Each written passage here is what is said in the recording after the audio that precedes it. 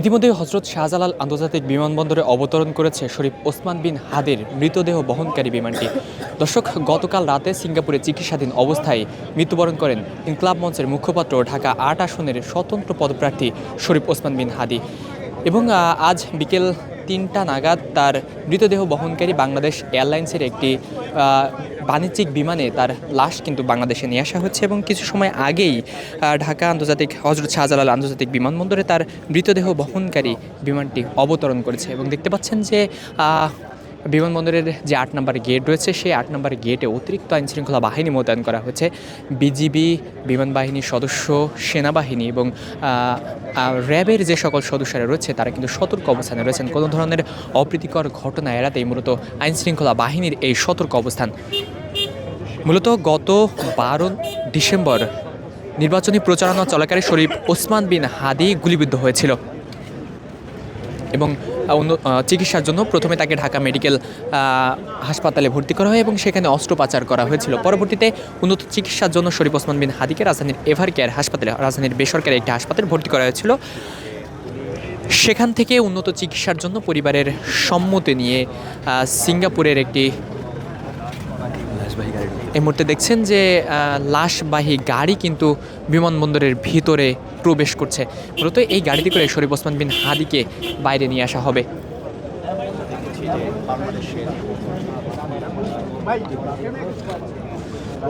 মূলত বাংলাদেশের পতাকা দিয়ে মোড়ানো একটি কফিনে শরীফ ওসমান বিন হাদিকে নিয়ে আসা হবে বাংলাদেশে। এর আগে আমরা দেখেছি সরকারি পক্ষ থেকে অর্থাৎ প্রধান উপদেষ্টা শরীফ ওসমান বিন হাদিকে শহীদ ঘোষণা করেছে এবং তারই মর্যাদা হিসেবে শরীফ ওসমান বিন হাদির কফিনটিতে বাংলাদেশের পতাকা দিয়ে জড়িয়ে তারপরে কিন্তু বাংলাদেশে নিয়ে আসা হবে। দর্শক, কিছু সময়ের মধ্যেই কিন্তু বিমানবন্দরের ইমিগ্রেশন পার করে শরীফ ওসমান বিন হাদিকে প্রকাশ্যে বিমানবন্দরের বাইরে নিয়ে আসা হবে এবং এখান থেকে তাকে কিন্তু ঢাকা বিশ্ববিদ্যালয়ে নিয়ে যাওয়া হবে।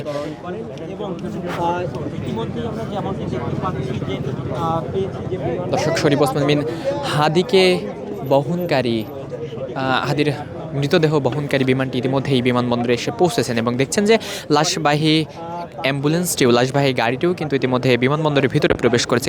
কিছু সময়ের মধ্যেই কিন্তু এই লাশবাহী গাড়িটি করেই শরীফ ওসমান হাদিকে বিমানবন্দর থেকে বের করে ঢাকা বিশ্ববিদ্যালয়ে নিয়ে যাওয়া হবে এবং সেখানে কিন্তু জনসাধারণের জন্য তার লাশ উন্মুক্ত করে দেওয়া হবে। শরীফ ওসমান হাদির মরদেহ কিন্তু হযরত শাহজালাল আন্তর্জাতিক বিমানবন্দরের ৮ নম্বর ১৫ই ডিসেম্বর শরীফ ওসমান বিন হাদিকে উন্নত চিকিৎসার জন্য রাজধানীর এভার কেয়ার হাসপাতাল থেকে সিঙ্গাপুরের একটি হাসপাতালে নিয়ে যাওয়া হয়েছিল এবং সেখানে কিন্তু চিকিৎসাধীন অবস্থায় তিনি ছিলেন। গতকাল রাত 10টা নাগাদ শরীফ ওসমান বিন হাদি সিঙ্গাপুরে চিকিৎসাধীন অবস্থায় কিন্তু মৃত্যুবরণ করেন এবং সকল কার্যক্রম শেষে আজ বাংলাদেশ সময় 3টা নাগাদ শরীফ ওসমান বিন হাদির লাশ হাদির মৃতদেহ বাংলাদেশে নিয়ে আসার জন্য বাংলাদেশ এয়ারলাইন্সের একটি বেসরকারি বাংলাদেশ এয়ারলাইন্সের একটি বাণিজ্যিক বিমানে কিন্তু নিয়ে আসা হচ্ছে শরীফ ওসমান বিন হাদির মৃতদেহ।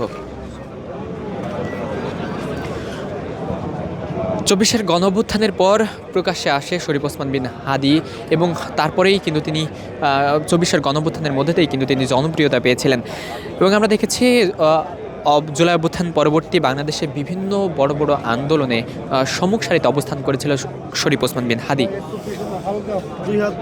এবং ভারতের আগ্রাসন বিরোধী প্রতিবাদের সম্মুখ সারিতে কিন্তু তিনি অবস্থান করেছেন এবং তিনি বরাবরই কঠোর ভারত বিদ্বেষী ছিলেন।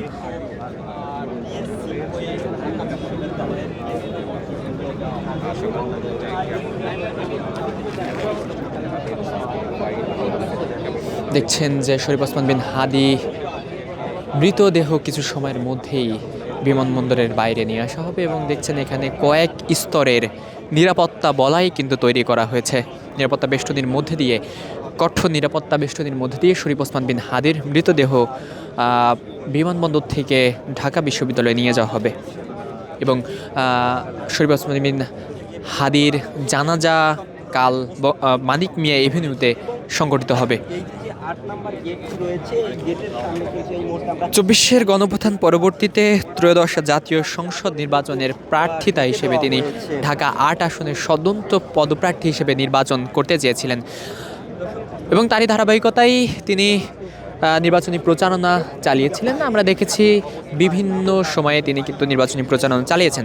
গত শুক্রবার অর্থাৎ 12 ডিসেম্বর নির্বাচনী প্রচারণা চালানোকালেই মূলত রাজধানীর বিজয়নগর এলাকা থেকে তিনি কিন্তু গুলিবিদ্ধ হয়েছিল।